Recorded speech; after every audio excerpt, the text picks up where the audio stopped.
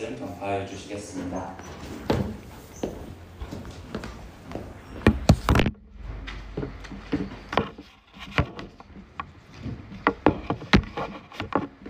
할렐루야. 반갑습니다. 우리 교회 청년부에서 사역하고 있는 배홍일 목사입니다. 오늘 침례식 관계로 제가 담임 목사님 대신해서 대타 여러분에게 말씀을 전할 기회를 갖게 되었는데요. 하지만 저는 오늘 제가 대타로 왔다는 생각을 하지 않고요. 특별 강사로 특강을 하기 위해서 왔다는 그런 마음가짐으로 이 자리에 섰습니다. 아멘이 좋으세요? 네. 믿음으로 여러분 받아주셔야 돼요. 제가 사실은 이제 말씀을 가지고 은혜를 여러분에게 나눠야 되는데 제 찬양이 너무 은혜를 받았어요. 우리 서정환 형님 너무 감사드리고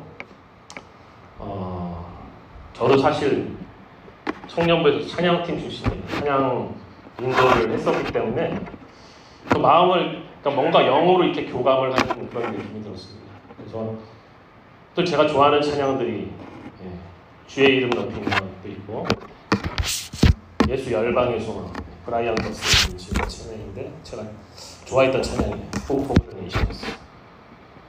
저는 찬양팀에서 저희 3월을 만났어요. 저 찬양팀이 굉장히 은혜가 있습니다, 여러분. 예언이 되기를 바랍니다. 농담이고요. 하지만 진담으로 받아주시기 바랍니다. 자, 저는 오늘 왜 부활을 복음이라 하는가 이 제목을 가지고 여러분들과 설교라기보다는 좀 이야기를 나눠보고 싶었어요. 제가 특강으로 강사의 마인드로 왔기 때문에 먼저 제 소개를 한번 해보겠습니다. 네. 글씨가 잘 보이나 모르겠네요. 네. 저는 이제 나이가 좀 있습니다. 75년생인데 저는 광주에서 태어났어요. 광주에서. 저희 아버지가 군인이셨는데 비행기 조종사였어요. 전투기 조종사여서 광주 제1 비행단에서 태어났는데 저는 아버지 따라서 다니다 보니까 초등학교를 6군데나 다녔습니다. 6군데. 친구가 없어요. 제가 6군데 다녔고 저는 이제 법을 전공해서 뭔가 법으로 하나님께 올려드리고 싶다는 생각으로 공부를 해서 국민대학교 법학과를 나왔습니다. 그래서 저는 여기에서 이제 20살 때 예수님을 처음 인격적으로 만났는데 예수전도단이라는 그런 선교단체에 들어가게 되면서 성령세를 받고 삶을 하나님께 헌신해야겠다 이런 마음을 가지고 그때부터 어떻게 하나님 위해서 살까 이런 마음을 가지고 살다가 연애도 못했었어요. 연애도 못하고 회사를 들어가고 나서 그리고 찬양팀 들어가서 모태솔로에서 탈출하면서 한 방에 결혼했습니다. 저는 원래 사법시험 공부하다가요 폐결핵에 걸렸어요. 그래서 1년 4개월 동안을 폐결핵 약을 먹으면서 처음 3개월 동안 아예 그냥 누워서 지냈는데 그때 처음 죽음이라는 걸 생각했습니다. 그래서 이러다가 죽을 수도 있겠구나. 그럼 만약에 내가 살게 된다면 무엇을 하고 살아야 될까? 이런 무엇이 가장 가치가 있는 일일까? 이런 생각을 했습니다. 그것은 정말 하나님 위해서 어떤 복음을 전하는 그런 삶이 가장 가치가 있다 이런 생각을 하게 됐고 낳고 나서 사법시험을 한 번 더 도전하다가 도저히 저한테는 안 맞더라고요. 그래서 공기업 시험 쪽으로 돌렸는데 다 떨어졌을까? 17군데를 넣었는데 16군데를 다 서류에서 탈락했거든요. 근데 이 회사만 유일하게 서류에서 합격해가지고 제가 면접까지 갔는데 면접에서 또 탈락했습니다. 면접을 탈락했는데 그 다음에 3개월, 원래 1년에 한 번씩 나는데 3개월 만에 공채 공고가 떴어요. 그 당시가 이제 노무현 대통령 때인데 공기업 합동공채 공고가 떠서 제가 도로 여기다 집어넣고 그때는 두 번째 가니까 면접 때 되게 부드럽더라고요. 지난번에도 왔는데 또 왔다고 회사를 사랑하는 것 같다고 그래서 좋은 저들을 얻어서 회사에 들어갔고요.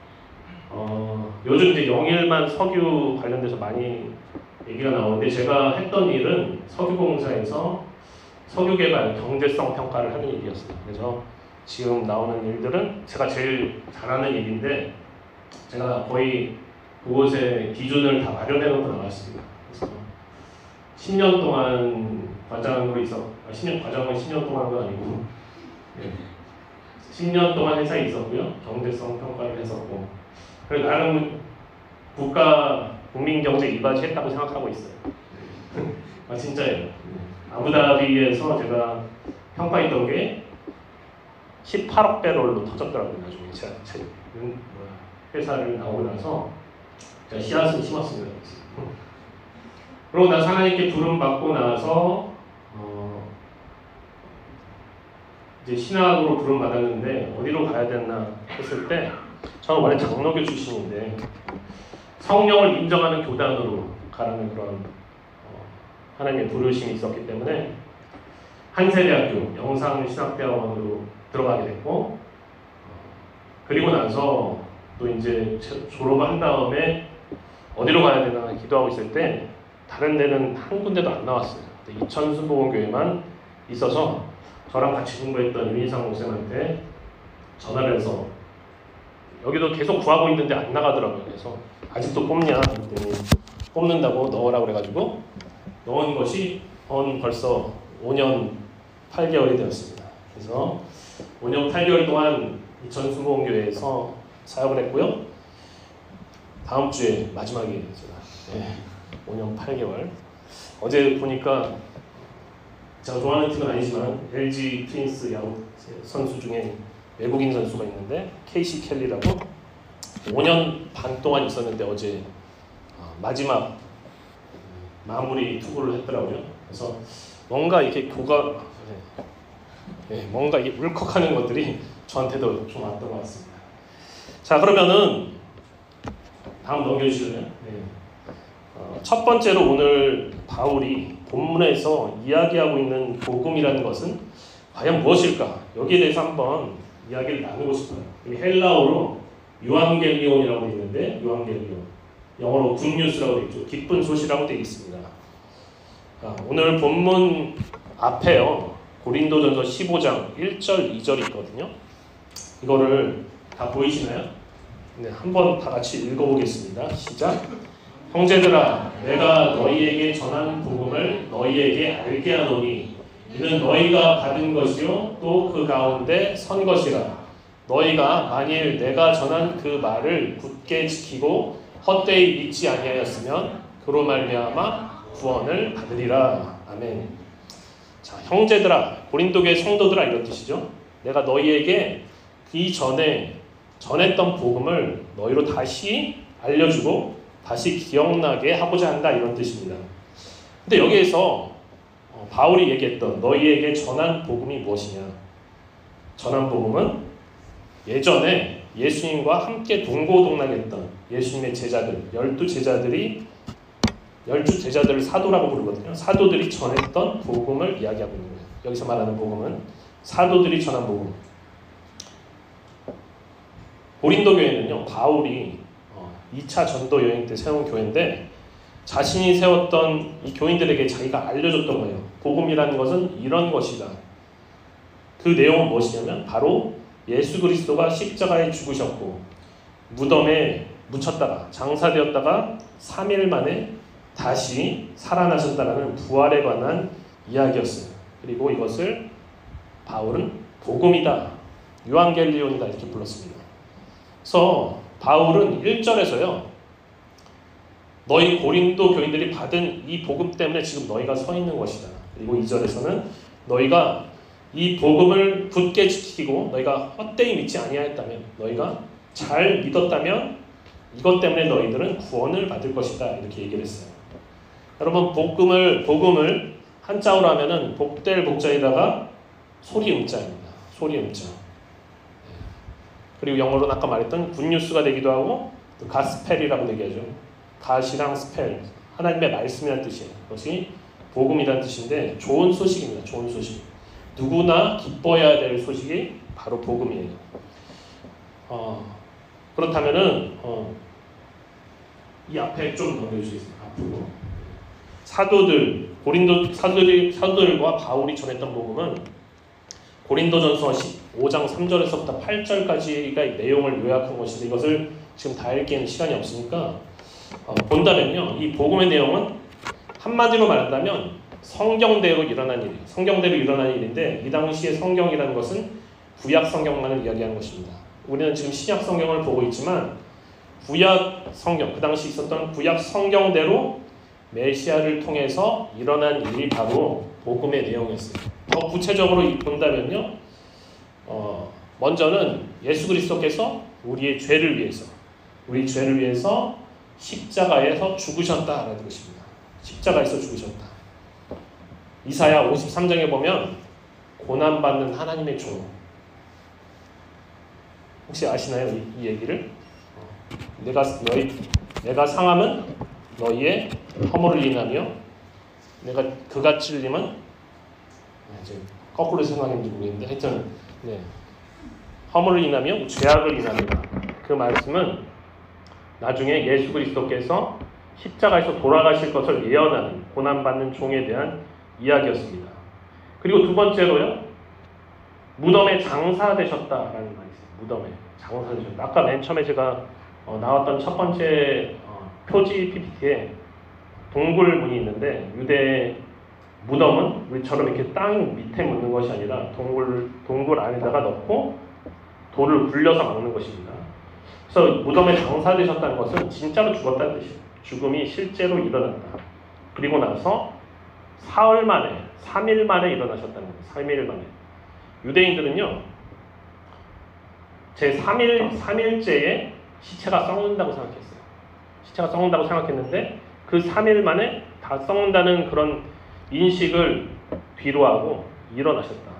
그래서 영적인 부활이 아니라는 거예요. 육체적인 부활이 일어나셨다는 거. 이것을 믿는 것입니다. 그리고 세 번째로는요, 베드로를 포함한 사도들과 제자들에게 보이셨다는 거예요. 처음에 여기 나오기로는 베드로와 및 12 제자들에게 보이셨다 얘기했는데, 원래는 여러분 복음서를 읽어보신 분들은 맨 처음 예수님 부활의 증인 누구죠? 남자인가요? 여자인가요? 여자들입니다. 여인들인데 여기는 더 요약해 놓은 거예요. 그걸 빼고 베드로와 사도들 그리고 500여 증인에게 보이셨다. 여러분 500명에게 한꺼번에 환상을 보인다는 것은 거의 불가능한 일이에요. 그렇기 때문에 이 얘기는 영적인 환상이 아니라 이 부활이 진짜로 일어난 일이다. 객관적인 사실이라는 것입니다. 수많은 증인들에 의해서 반박할 수 없는 객관적인 사실이다라는 것입니다. 다음 PPT 한번 넘겨주세요. 복음으로 번역된 이 헬라 원문이 유앙겔리온이라고 있는데요. 이 유앙겔리온이 라틴어로 하면은 에반겔리온이에요. 에반겔리온. 일본 애니메이션 중에 에반겔리온이라고 있습니다. 저는 안 봤어요. 물론 안 했지만 들어본 봤습니다. 근데 이 내용이 종말론적인 내용을 담고 있다 그러면 맞나요? 종말론적인 내용을 담고 있대요. 나무위키에 나와 있더라고요. 나무위키 찾아봤습니다. 그리고 종말론적이지만 기독교 측에서 본다면 성경적이지 않다. 반성경적이다. 역시 나무위키에 나와 있었습니다. 그런데 이 헬라어 유앙겔리온이요, 이 유래가 원래 기독교적인 용어가 아니었어요. 기독교에서 비롯된 단어가 아니라 이게 원래 누구한테 쓰는 용어였냐면 그 당시 로마 황제한테 쓰는 용어였습니다. 유앙겔리온이. 복음이라는 말이 예수님한테 쓰는 말이 아니라 로마 황제한테 쓰는 용어였다는 거예요. 예수님 당시가 주후잖아요. AD잖아요. 그때 1년에서 100년까지가 이제 주 1세기라고 하는데 그때 로마 제국이 지배하던 시기였고, 우리가 잘 아는 로마 황제가 누가 있어요? 네. 그러네요. 그것까지 생각을 못했네.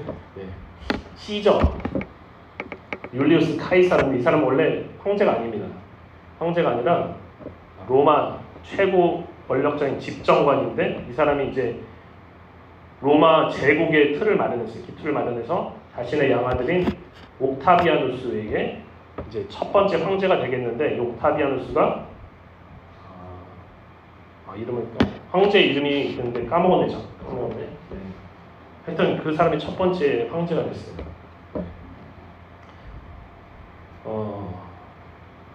공화정이라는 게 원래 로마의 제도였는데 원래는 공화정이라는 것은 우리도 이제 민주공화국이라고 하잖아요.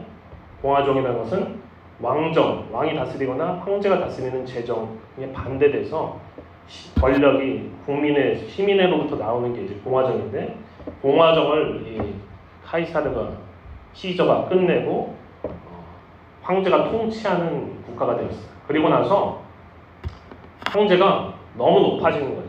황제가 너무 높아져서 어디까지 가냐면 이제 그냥 최고의 통치자가 아니라 신이 되는 거예요. 거의 신과 같은 존재가 돼서 황제 숭배가 공공연하게 일어나게 됩니다. 황제가 하나의 종교가 되는 거예요. 종교가.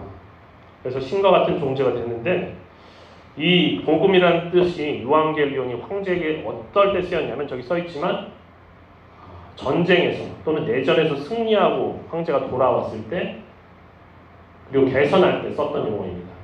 지금 전쟁에서 승리하고 내전에서 승리하고 돌아왔기 때문에 당분간은 전쟁이 없을 거라 이거예요. 전쟁이 있으면은 막 경제적으로도 어렵고 물가가 올라가고 힘들잖아요. 다 또 이제 군에다가 바쳐야 될 그런 노역이나 아니면은 뭐 농산물이나 이거 다 바쳐야 되는 그런 상황이기 때문에 그런 시절이 안 오기 때문에 자기들은 기쁜 소식이다 이런 거예요. 그래서 황제가 개선할 때 썼던 용어였습니다.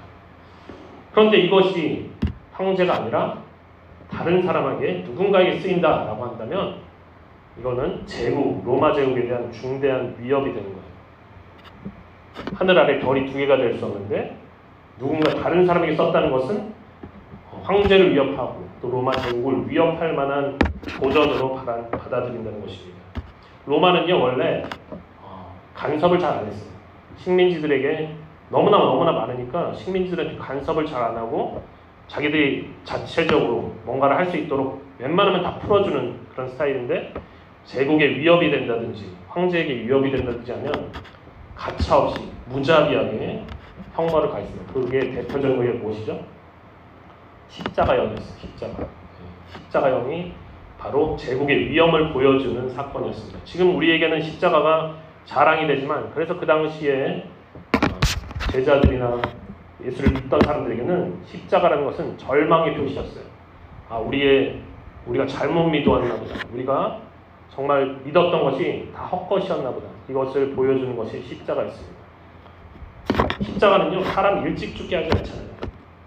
아주 천천히 가장 고통을 다 느끼면서 죽으라고 바로 죽지 않습니다. 그런 형벌을 로마가 가했다는 것이죠. 유앙겔리온이 다른 황제가 아니라 다른 사람에게 써 있습니다. 이것은 굉장히 위험한 말이 되는 거예요. 굉장히 위험한 거예요. 그럼에도 불구하고요, 바울이 지금 유앙겔리온이란 말을 쓰고 있는 거예요. 예수 그리스도를 위해서. 예수 그리스도가 복음이라는 거예요. 왜냐? 메시아이신 예수 그리스도가 이스라엘의 참된 왕이고 하나님의 아들이시고 진정한 이 세상을 통치하시는 통치자라는 것을 만천하에 알려야 됐기 때문에 바울은 계획적이고 의도적으로 지금 유앙겔리온이라는 단어를 쓰고 있는 것입니다. 바울이 자기 죽을 줄 몰랐을까요? 사도들은, 예수님의 제자들은 죽을 줄 몰랐을까요? 왜 목숨을 위협받으면서도 이 유앙겔리온이라는 단어를 감히 예수님의 이야기에 사용을 했을까요?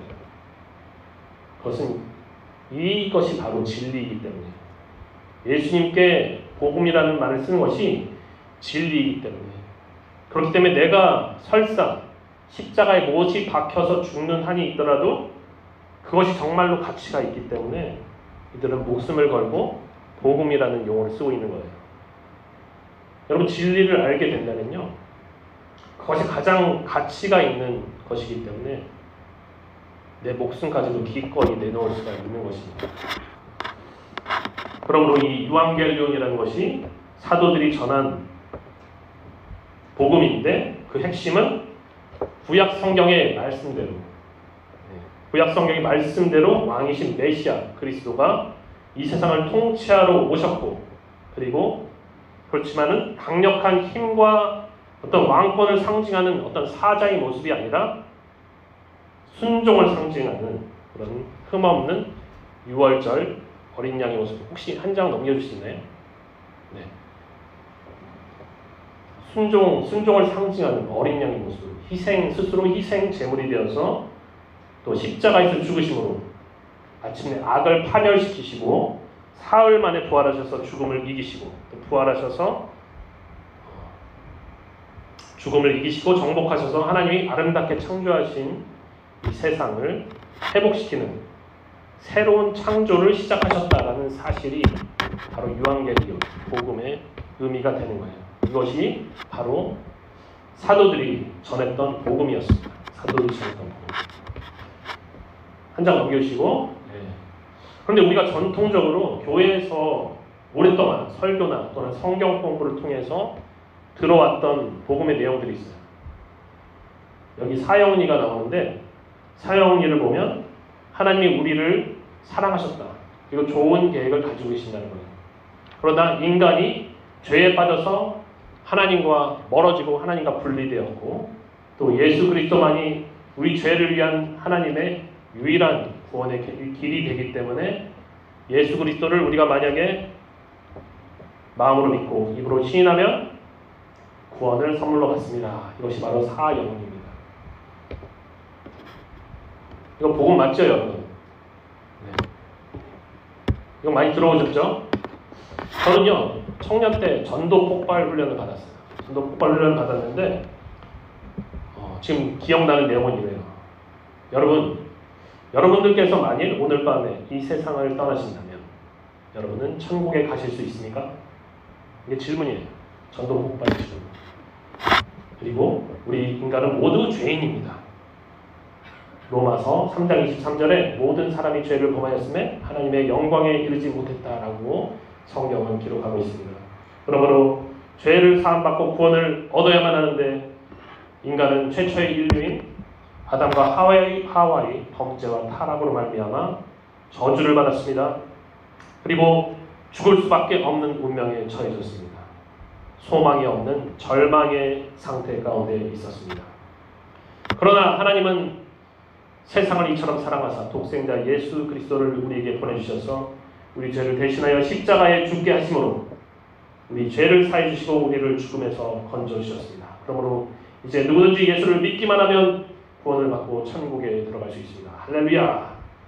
이것이 전도 폭발의 내용이에요. 네, 전도 폭발 내용. 여러분 사형리나 전도 폭발 훈련이나 내용 비슷합니다. 우리가 어렸을 때 주일학교에서부터 귀에 못이 박히도록 들어온 이야기가 바로 이 이야기예요. 이 간단한 이야기예요. 저도 실제로 노방전도 전 전도부를 맡고 있어서 수요일마다 노방전도 나가는데 이렇게 전할 수밖에 없어요. 사람들 너무 빨리빨리 지나가기 때문에 여러분 예수 믿고 구원 받으세요. 예수 믿고 구원 받으세요. 전도지 주면서 이렇게 얘기할 수밖에 없습니다. 이렇게 얘기할 수밖에 없습니다. 한 장 넘겨주세요. 교회의 전통적인 가르침은요. 근데 뭐가 그러면은 문제가 되냐? 사도들의 전한 복음이랑 뭐가 좀 다르냐? 거의 개인의 구원에 초점이 맞춰져 있습니다. 개인의 구원. 네. 어떻게 하면 천국에 들어갈 것인가? 여기에 초점이 맞춰져 있어요. 그래서 이것을 구원의 계획이나 구원의 순서, 서정이라고 하는데 구원의 순서 또는 구원의 방법에 포커스가 맞춰져 있어요. 물론 이것은 복음이 아니다라고 절대 얘기할 수는 없습니다. 이것도 기쁜 소식이고 정말로 좋은 소식이기 때문에 복음이라고 할 수 있는데 저는 그렇게 생각해요. 이것만 복음이면 구약 성경 다 읽을 필요 없을 것 같아요. 구약에 있는 많은 내용들이 이거랑 딱 직접적으로 연결이 안 되는 것 같아요. 그러면은 도대체 왜 성경을 그렇게 많이 써놨을까? 이런 의문이 들게 됩니다. 우리의 전통적인 가르침은요. 내가 구원받고 내가 천국에 들어가는 게 목표가 되어버린 거예요. 복음은 이거보다 훨씬 더 큰 이야기를 담고 있어요. 그런데 뭔가 누락이 되어 있다는 거예요. 누락이. 특히 그 중에서도 부활에 관한 내용이 잘 보이지 않습니다. 부활이 도대체 우리에게 어떤 의미인지, 우리는 왜 부활의 소망을 가지고 살아야 되는지 이 내용이 나와 있지 않다는 거예요. 구원받는 것은 당연히 복음이 맞는데, 좋은 소식이고 기쁜 소식이 맞는데 그리고 우리가 모두 구원받아야 될 필요성도 있는데, 하지만 성경은 구원받은 다음에 죽어서 천국 가는 것을 복음이라고 이야기하고 있지는 않다는 것입니다. 우리가 죽어서 천국 가는 것을 복음이다, 성경이 그렇게 이야기하고 있지 않아요. 여러분, 구원의 결과가 무엇입니까? 구원의 결과, 죄로 인해서 발생했던 죽음이라는 저주를 끊어내는 거예요. 구원의 결과는. 그리고 영원한 생명을 가지고 나아가서 하나님과 함께 하는 것, 하나님과 함께 동거하는 것, 이것이 구원의 결과입니다. 그렇기 때문에 단순히 죄를 씻어내는 속죄를 넘어서서 영원히 사는 부활까지 나아가야 되는 거예요. 영원히 사는 부활까지, 하나님과 함께하는 것까지 나가야 돼요. 왜냐하면요, 부활이야말로 죽지 않고 영원히 사는 영생을 의미하기 때문이에요. 부활이 영생을 의미하는 것입니다. 그래서 바울은 이 메시아이신 그리스도 예수의 죽음으로부터 무덤에 묻힌 장사된 것과 또 부활까지를 모두 포함해서 내가 전한 복음이다, 고린도전서 15장 1절에서 내가 전한 복음이다 이렇게 얘기를 했고, 또 예수님의 제자들이었던 사도들이 전한 복음이다 이렇게 이야기를 하기도 했습니다. 이 이야기는 원래 성경적이고 원래 정통의 복음에는 바로 부활이 반드시 포함되어 있다. 복음에는 부활이 반드시 포함되어 있다는 것을 증명하는 것입니다. 한 장 넘겨주세요. 그럼 천국이 뭐냐? 천국이 무엇이냐? 제가 방금 성경은 죽어서 가는 천국은 성경이 이야기하고 있지 않다 얘기하고 했는데, 과연 무엇입니까? 그럼 천국은 하늘나라잖아요. 하늘천의 나라국자, 하늘나라인데 킹덤 오브 헤븐입니다. 근데 이거를 여러분 혹시 인터넷에 있으면 한번 찾아보세요. 성경에 천국이 단어가 몇 번 나올까? 아시는 분 있어요? 성경에 천국이 몇 번 나올까요? 37번 나옵니다. 어떤 데는 38번이라고 나와요. 37번 나와요. 그런데 그 중에서 36번이 딱 한 성경에만 나옵니다. 마태복음에만 나와요. 마태복음에만 36번 나오고, 한 개는 디모데후서 4장 18절, 여기에 바울이 그의 천국이라고 한번 얘기했습니다. 그리고 성경 어디에서도 천국, 킹덤 오브 헤븐 또는 헤븐리 킹덤이라는 단어가 나오지가 않아요. 천국을 우리나라 말로 아까 하늘나라가 되는데, 마가나 누가복음은 같은 마태와 같은 관점에서 봤다고 해서 공관복음사라고 얘기하는데, 그럼 똑같은 본문이 있을 거 아니에요. 여기서는 뭐라고 썼을까요?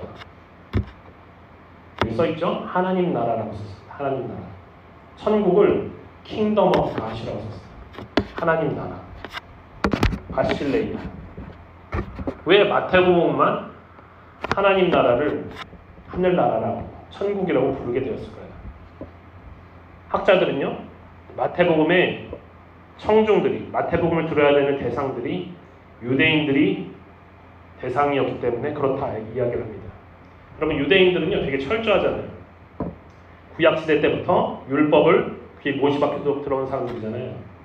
그래서 이 사람들은 십계명에도 나와 있듯이 하나님의 이름을 망령되이 일컫지 말라, 하나님의 이름을 함부로 부르지 말라 이렇게 생각을 했어요. 그런데 그거를 문자적으로 받아들였어요. 그래서 하나님 이름을 받아들이면 죽는 줄 아는 거예요. 뭔가 굉장히 불경하다고 생각하는 것이에요. 그래서 원래 하나님이 구약에서 뭐죠? 이름이 여호와잖아요. 여호와고 원래 발음이 야훼입니다. 야훼인데 글씨는 여호와로 써놓고 여호와라고 안 읽어요. 뭐라고 읽는지 아시는 분? 왜? 아도나이. 뭐 주고 싶은데 줄 게 없네요. 아도나이입니다. 아도나이. 여호와라고 해놓고 아도나이라고. 그런 것처럼 여기서도 하나님 대신에 하나님을 상징하는 다른 단어로 대체한 것이 하늘입니다. 그래서 하늘나라, 천국이 된 거예요. 그래서 마태복음에만 36번이 나온다. 다음 장 넘겨주세요. 그럼 천국은 원래 하나님 나라다. 하나님 나라. 하나님 나라는 과연 무엇을 의미하는 것일까? 하나님 나라는요, 다른 말로 하면 새 하늘과 새 땅 이렇게 얘기합니다. 새 하늘과 새 땅. 이걸 한자로 하면 뭔지 아시는 분? 신천지. 네. 좋은 걸 진짜 잘 갖다 쓴 것 같아요, 이단이요. 네. 신천신지죠, 신천신지. 네. 새 하늘과 새 땅이 하나님 나라예요. 우리가 궁극적으로 구원을 받아서 들어가는 나라가 하나님 나라인데 이곳이 바로 새 하늘과 새 땅이라는 거예요. 우리가 그동안 생각해왔던 천국이 바로 새 하늘과 새 땅을 말하고 있는 것입니다. 하나님은요, 죄악된 세상을 새롭게 갱신하거든요. 갱신해서 새로운 창조를 일으키시는데 지금 있는 것을 다 없애고 새롭게 만드는 게 아니에요. 지금 있는 우리가 살고 있는 이곳을 다시 새롭게 갱신해서 회복시키는 것입니다. 그것이 바로 새 하늘과 새 땅. 요한계시록에 나오는 새 하늘과 새 땅이에요. 새 하늘과 새 땅. 뭐 여기 구체적으로 하기에는 너무 시간이 오래 걸리기 때문에 이렇게 알고 계신 분이에요. 새 하늘과 새 땅. 근데 이곳에 누가 들어갈 수 있느냐? 요한계시록 21장 27절에 보니까요. 무엇이든지 속된 것이나 가증한 일 또는 거짓말하는 자는 결코 그리로 들어가지 못하되 오직 어린 양의 생명책에 기록된 자들만 들어가리라 얘기하고 있어요. 어린 양의 생명책에 기록된 자들. 이 사람들은요, 생명의 부활자들이라고 얘기할 수가 있어요. 생명의 부활자. 생명의 부활자들만 들어가는 것이 바로 우리가 그동안 생각해왔던 천국인 새 하늘과 새 땅, 하나님 나라라는 것입니다. 그러면 믿는 사람들이요, 부활하기 위해서는 한 가지 전제사항이 있어야 돼요. 그것은요, 앞으로 일어날 부활이요, 실제로 일어나야 된다. 너무나 당연한 말이지만 앞으로 일어나야 될 부활이 진짜 있어야 된다는 이것이 바로 전제가 되어 있어야 돼요. 몸이 다시 살아야 된다는 거예요. 몸이 다시 살지 않으면 다 헛된 것입니다. 말짱 꽝이에요.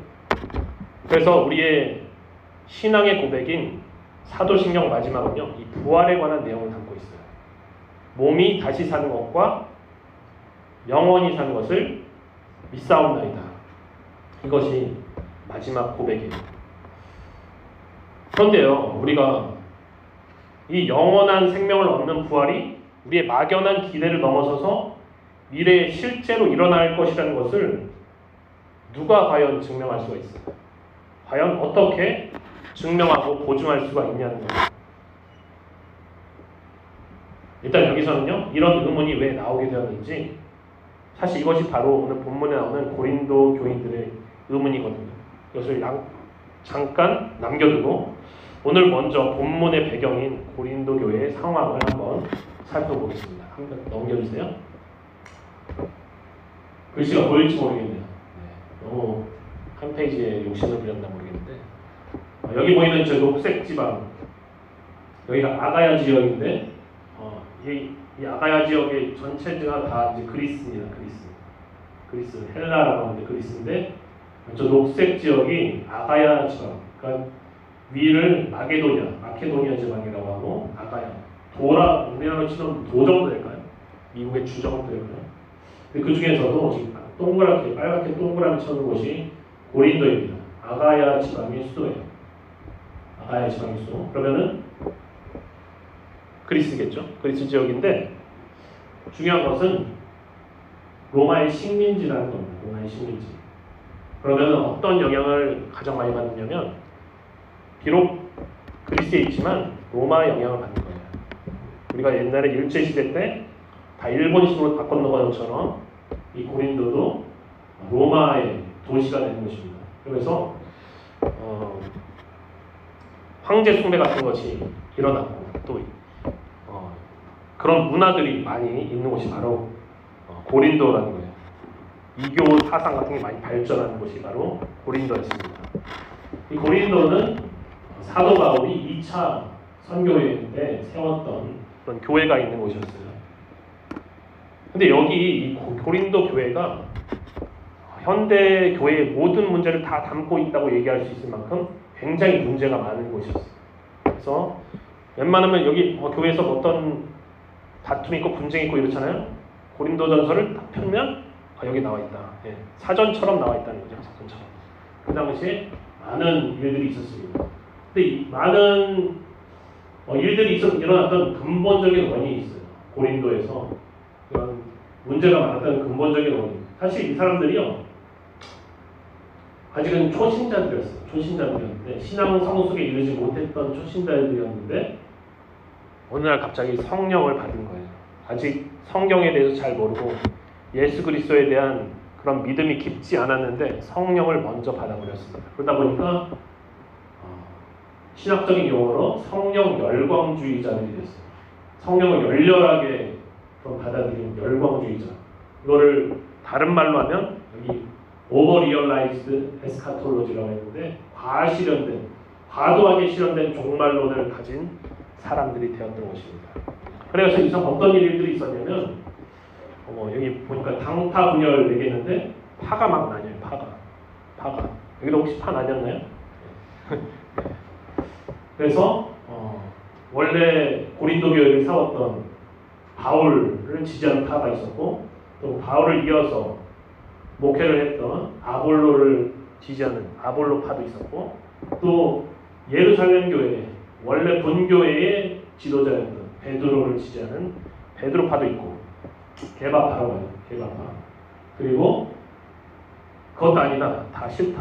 나는 그리스도파다. 이렇게 하는 사람 당파 분열이 있었습니다. 그리고 부활을 오해했다라고 했는데 부활이 이미 일어났다. 이렇게 많이 성령을 받으니까 착각을 한 거예요. 나 벌써 신령한 몸으로 변했어. 그래서 어떤 여인들은 이혼을 하려고 했습니다. 더 이상 이 육체를 가지고 있는 것이 필요가 없다. 그리고 어떤 성적인 관계를 갖는 것이 필요가 없다. 그래서 남편과 이혼을 하려는 사람도 있었고 어떤 사람들은 어차피 또 영으로 부활했다. 이런 오해를 하고 있었던 사람은 육은 상관없으니까 이방 신전의 창기와 연합하겠다 해서 가시는 분들도 있고 그랬습니다. 그리고 일단은 목회자로 시는 건 바울을 불신했던 사도의 원래 사도가 아니었기 때문에 나중에 부르심 받았기 때문에 일단 불신이 있었고 성찬을 즐기는데 같은 형제 자매로서 같이 먹는 게 아니라 그때도 당시에도 노예랑 또 상전들이 있었는데 상전들은 자기들 마음대로 일찍 끝나서 오니까 예배 시간 전에 오잖아요. 그럼 먼저 먹어버려요. 그러면 나중에 노예들은 자기 끝나고 오면 먹을 것이 없는 그런 상황이 발생합니다. 그런 것이 성찬과 신분차별이 있었고 윤리적인 문제도 굉장히 많았고요.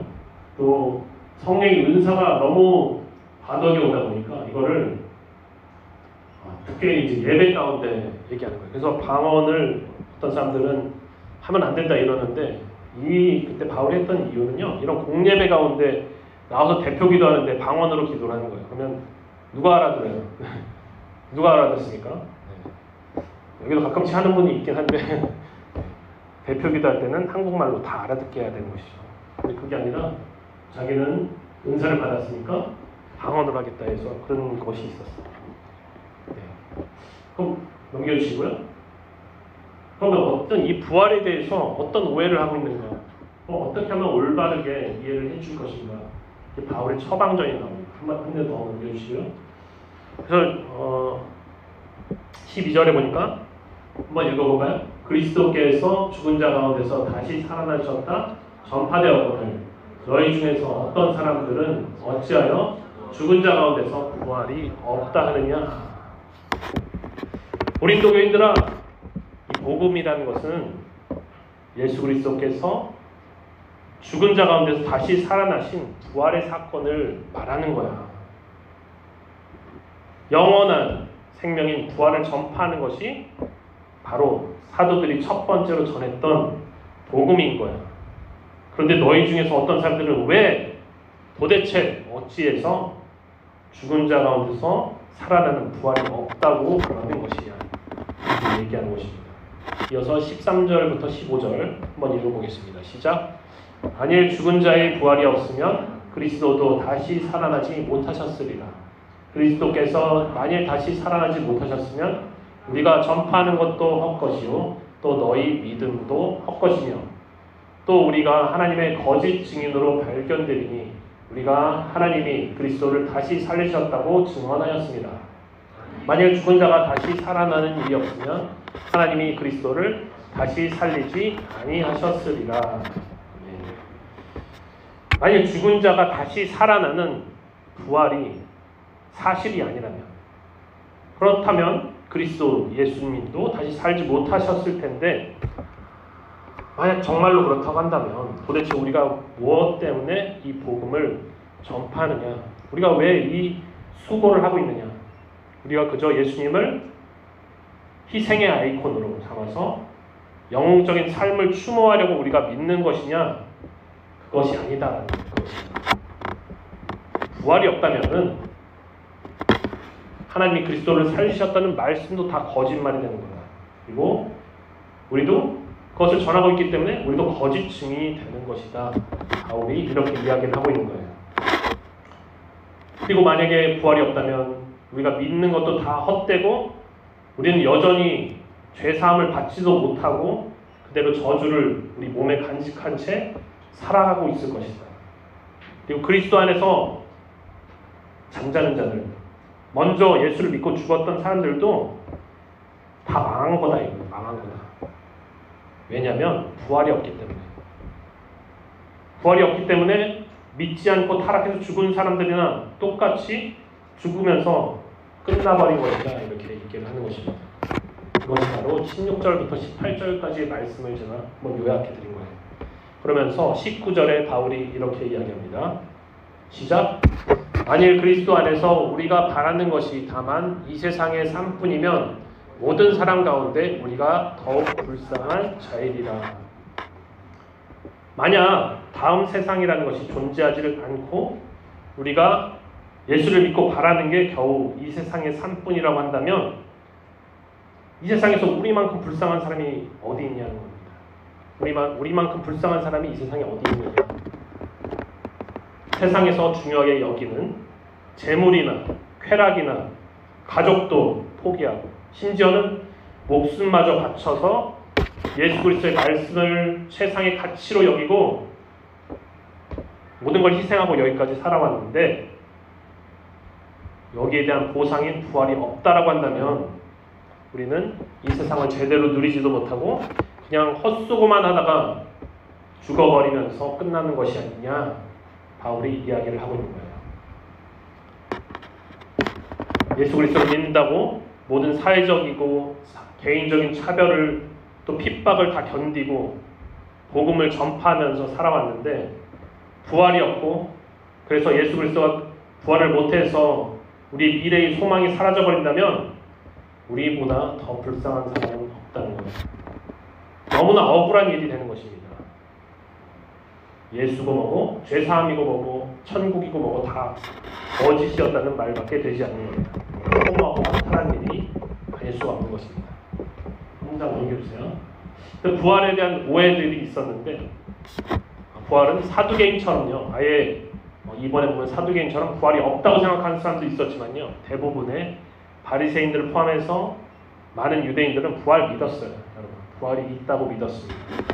근데 부활이 있다고는 믿었는데 언제 일어날 것이냐 믿었냐면 나사로의 누인 마르다처럼 이 세상의 마지막 때에 부활이 일어날 것이다 이렇게 믿었어요. 그런데 예수님은요, 역사의 도중에 부활이 일어나게, 부활의 첫 열매가 되신 거예요. 부활이 절대로 일어나지 못할 거라고 생각했던 역사가 진행되는 도중에 예수님이 부활을 하셨습니다. 이게 얼마나 충격적인 사건이었냐면 예수님의 제자들도 이게 뭔지 알아차리지 못했어요. 예수님이 살아계실 때 맨날 얘기했거든요. 사흘 만에 다시 살아난다 얘기했는데 그걸 못 받아들인 거예요. 설마 그런 일이 일어나겠느냐. 그래서 사복음서를 보면은 부활에 대한 내용들이 다 제각각 조금씩 다 달라요. 조금씩 다 달라요. 왜냐면은 충격을 받았기 때문에 그거를 제대로 기록을 못한 부분들이 분명히 있습니다. 우리는요, 제자들이 왜 이렇게 답답할까? 예수님이 항상 얘기하지 않느냐? 그거 기억하면 이게 부활이라는 걸 알 수 있을 텐데 왜 답답하냐? 그들의 입장에서는 상상할 수조차 없었던 일이 바로 예수님의 부활이었던 것입니다. 그렇기 때문에 처음에는요, 누가 시체 훔쳐갔어? 이런 반응을 보이게 돼요. 그리고 천사가 알려줄 때까지 부활이라는 사실을 모르고 있고요. 또 엠마오로 내려가던 두 제자들은 예수님이 옆에서 말씀하시는데도 그분이 누군지도 모르는 거예요. 그분이 누군지도 알아차리지 못합니다. 하지만 지금 바울은요, 예수님이 살아나셔서 부활하신 것이 분명한 사실이기 때문에 바로 우리가 이 진리를 전파하는 것이고, 이 복음을 위해서 이 세상에서 우리가 사명을 감당하는 것이다 이야기를 하고 있는 거예요. 20절에서 한 장 넘겨서 20절에서 그래서 이렇게 얘기합니다. 그러나 이제 그리스도께서 죽은 자 가운데서 다시 살아나서 잠자는 자들의 첫 열매가 되셨도다. 예수님께서 죽은 자 가운데서 살아나셔서 잠자는 자들의 첫 열매, 부활의 첫 열매가 되었다 이렇게 말씀하는 거예요. 여러분 성경에 보면요, 예수님 이전에도 죽었다가 살아난 경우가 있었습니다. 구약 성경에 보면 엘리야 선지자가 죽었던 사르밧 과부의 아들을 다시 살리는 경우도 있었고, 예수님도 유대의 회당장이었던 야이로의 딸을 소녀야 일어나라 달리다 쿰이라고 말씀하시면서 죽었던 사람을 다시 살려주신 일이 있었어요. 그리고 베다니에 마르다와 마리아의 오라버니인 나사로는 이미 죽어서 유대인들 무덤인 동굴에 있었는데 이미 나흘이 지나서 냄새가 나나이다 하는데 예수님이 나사로야 나오라 이렇게 얘기하시죠. 나사로야 나오라. 얼굴에 배가 묶인 채로 나왔습니다. 그때 예수님이 풀어놓아 다니게 하라 이렇게 말씀하셨죠. 다 죽었다가 살아난 사례들이에요. 근데 이것이 부활일까요? 아닐까요? 부활이 아니에요? 죽었다 살아났잖아요. 부활이 아닙니다. 왜 아니냐? 또 죽었습니다. 살아났다 또 죽어요. 영원히 산 것이 아니기 때문에 이것은 부활이 아니에요. 그래서 인류 역사상 부활은 단 한 번 있었던 거예요. 한 번. 예수님만이 유일한 부활하신 분이에요. 그럼 우리가 생각하게 되죠? 그러면 지금 예수 믿고 돌아가신 분들은 어디 있을까? 어디 있을까요, 여러분? 성경에 따르면 어디 있을까요? 그 사람들은 부활을 안 했다고 하는데 영원히 쉬고 있는 거예요. 영원히. 성경에는 그거를 낙원이라고 표현하기도 하고요. 또한 아브라함의 품 이런 표현을 쓰고 있습니다. 이거는 이제 또 너무 깊어지니까 또 넘어가도록 해요. 그러고 있다. 그리고 나중에 예수님 다시 오실 때에 부활한다. 이것을 여러분 기억하시기 바랍니다. 고린도전서 15장 23절과 24절 한번 읽어보도록 하겠습니다. 시작. 그러나 각각 자기 차례대로 되리니 먼저는 첫 열매인 그리스도요, 다음에는 그가 강림하실 때 그리스도에게 속한 자요, 그 후에는 마지막이니 그가 모든 통치와 모든 권세와 능력을 멸하시고 나라를 아버지 하나님께 바칠 때라. 부활의 순서에 대해서 나오고 있는 거예요. 부활이 차례대로 일어날 것인데 첫 열매인 예수 그리스도가 이미 2000년 전에 부활을 하셨습니다. 그리고 그 다음에는 그가 강림하실 때, 재림하실 때, 이게 역사의 마지막 때 재림하시는데 그때 부활한다는 거예요. 죽은 자들이 먼저 일어나는 일은 있다는 것이죠. 그리고 나서 그 후에 또 있다. 그러니까 사람의 부활은 첫째 부활, 요한계시록에 따르면 첫째 부활이라는 게 있고 또 다음에 부활이 있습니다. 그래서 이런 부활의 순서가 있는 거예요.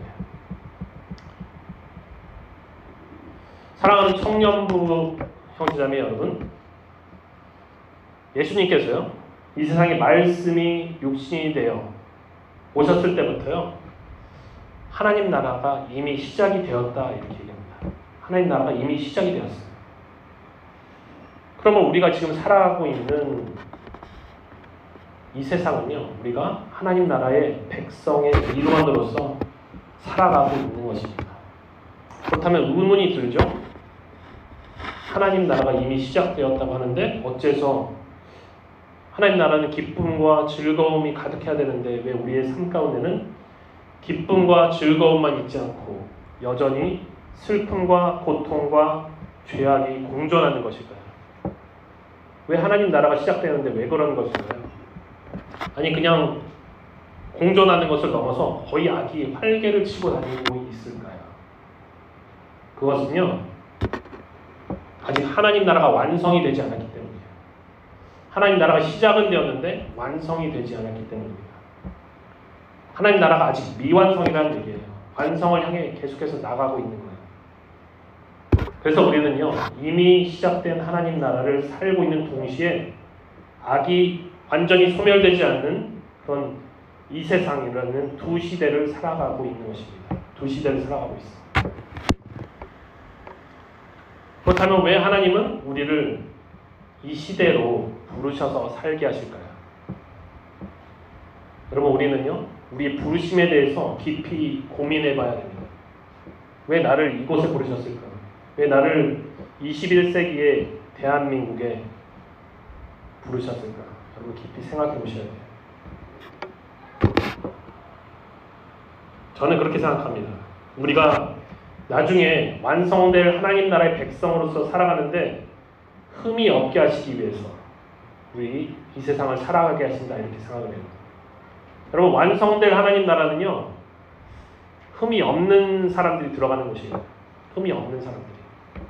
순도 100%의 정금이 나오기 위해서는요 용광로에서 불로 단련이 돼서 불순물이 완전히 제거가 되어야 됩니다. 그런 것처럼 우리도 지금 이 세상 가운데서 두 시대를 살아가면서 그런 과정을 거쳐나가고 있는 거예요. 그런 과정을 거룩하고 흠이 없게 하시기 위해서 아직 여전히 고통과 악이 존재하는 이 세상을 우리는 견뎌내고 통과를 해내고 이겨내야만 한다는 것입니다. 말은 쉽죠. 하지만 그 견뎌내고 승리하는 과정이 절대로 우리 힘으로나 아니면 우리의 능력으로는 되지 않는다는 거예요. 이게 중요한 거예요. 그래서 불가능하다는 거예요. 불가능하다. 우리의 능력으로 절대 되지 않는다는 것입니다. 무엇으로만 가능할까요, 여러분? 졸려요? 우리 힘과 능으로 안 됩니다. 오직 성령으로만 가능합니다. 오직 성령으로만. 이것을 알려주고 있는 거예요. 이것을. 우리 예수 그리스도 주님께서 이것을 아시기 때문에 예수님은 자신을 십자가에 희생하셔서 우리에게 보혜사 성령님을 선물로 보내주신 것입니다. 제자들에게도 똑같이 하셨어요. 제자들에게도. 고린도 후서 5장 5절에 이렇게 말씀합니다. 곧 이것을 우리에게 이루게 하시고 보증으로 성령을 우리에게 주신 이는 하나님이십니다. 하나님의 뜻에 따라서 성령을 보증으로 나중에 우리가 부활이 될 것이라는 확실한 보증으로 성령을 먼저 보내줬다는 거예요. 성령을. 이거를 보증이라고 써있지만 정확하게 얘기하면 보증금이에요. 보증금. 아라본이라는 헬라어입니다. 정확하게 얘기하면 10번을 분납을 해야 되는데 그 10번 분납금 중에 첫 번째 분납금이라는 뜻입니다. 그걸 성령을 미리 보내서 나중에 일어날 일이 확실하다는 것을 우리에게 알려줍니다. 그래서 성령이 너무나 중요한 거예요. 그러면 우리는요 이 시대를 살아가면서 나에게 맡겨진 일을 충실히 해야 되는데 힘쓰고 애써야 되는데 특별히 성령님의 의지함으로써 이 삶을 살아내야만 합니다. 그것이 우리에게 주어진 사명이에요. 성령님 의지에서 살아가라고 하는 것이 우리에게 주어진 사명입니다. 그냥 흐지부지 사는 것이 아니라 사명으로 살아내야 된다. 이것이 부활의 복음을 깨달은 그리스도인들이 마땅히 해야 될 일입니다. 마땅히 해야 될 일. 예수님이 십자가에 돌아가시기 전에 최후의 만찬에서 제자들에게 마지막으로 당부한 것은 내가 너희에게 보혜사 성령을 보내주겠다라고 한 것입니다. 여러분 마지막 시대는 무조건 성령이에요. 성령이 아니고서는 예수를 주로 시인할 수도 없고 믿을 수도 없고 환난이 온다 해도 견딜 수가 없습니다. 성령이 너무나 중요합니다. 그렇기 때문에 여러분 중에서 성령 세례를 아직 못 받으신 분들은 성령 세례 받기를 사모해야 돼요. 구체적으로 성령 세례를 달라고 간구하고 기도해야 됩니다. 그리고 이미 성령을 체험한 분들께서는요, 뭘 해야 되느냐? 내 의지를 사용해야 돼요. 내 의지를 사용해서 성령이 이끄시는 대로 살려고 애를 쓰고 수고를 해야 되는 것입니다. 여러분, 성령 받았다고 해서 자동으로 뭔가가 이루어질 거라고 생각하시면 안 돼요. 그때부터 나의 노력이 많이 들어가야 돼요. 성령을 의지해서. 기도를 했으면요, 발품을 팔아야 된다고 누가 그러셨어요. 기도를 했으면 발품을 팔아라. 선교사인 허드슨 테일러가 그런 얘기를 했어요. 기도를 하고 나 어디로 갈까요?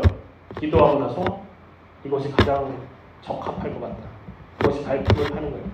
탐구하고 노력하고 조사하고 내가 할 수 있는 일을 다 해야 되는 거예요. 여러분, 발품을 파는 것이 믿음입니다. 믿음. 자, 마지막 결론 보겠습니다. 특별히 인생의 황금기라고 할 수 있는 젊은 청년의 때에 우리 이천순복음교회 청년부 여러분들이요, 이 부활의 복음을 몸으로 살아내면서 승리하는 삶을 사는 귀하고 복된 하나님의 사람들이 되시기를 주님의 이름으로 축원합니다. 이 시간에 다 같이 합심 기도를 하도록 하겠습니다. 합심 기도. 찬양팀 앞으로 나와주시고요.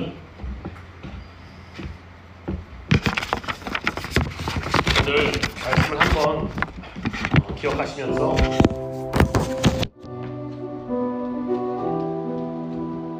사도들이 전한 복음이 있었습니다. 그것은 구약 성경대로 일어난 메시아 예수 그리스도의 사건이었습니다. 그리고 특별히 예수님은 부활의 첫 열매가 되셔서 우리의 나중의 부활, 우리가 몸이 다시 살면서 영원히 살고 하나님의 나라에 하나님과 함께 거하는 그런 영원한 삶이 확실하다는 것을 입증해 주셨습니다. 하나님, 내가 앞으로 살아갈 때에 부활의 소망을 가지고 살아가게 해주세요. 나는 죽고 예수로 사는 그런 삶을 살아가게 해달라고 주여 3번 부르짖고 기도하겠습니다. 주여!